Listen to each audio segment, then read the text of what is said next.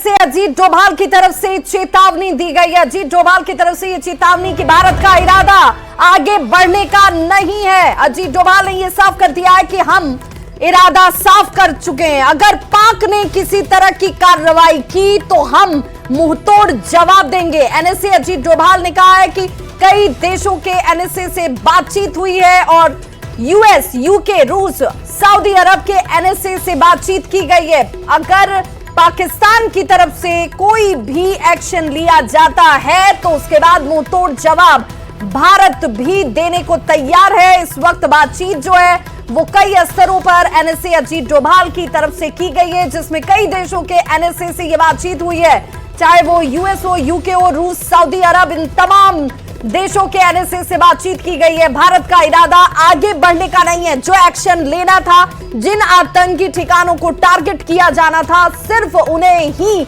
निशानाबूद किया गया है। अब इसके आगे बढ़ने का इरादा भारत का नहीं है। लेकिन अगर पाकिस्तान की तरफ से कोई भी एक्शन लिया जाता है, हमले किए जाते हैं, तो उसका मुंहतोड़ जवाब दिया जाएगा भारत की तरफ से।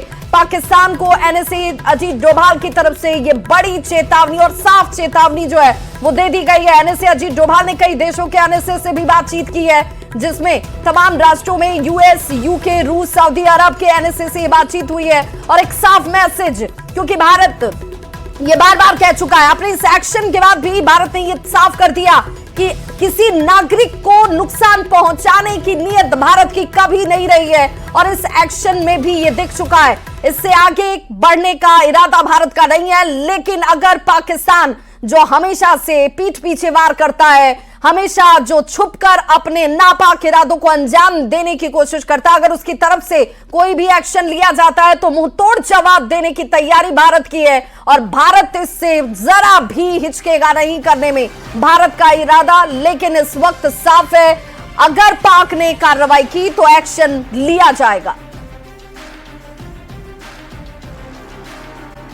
तो इस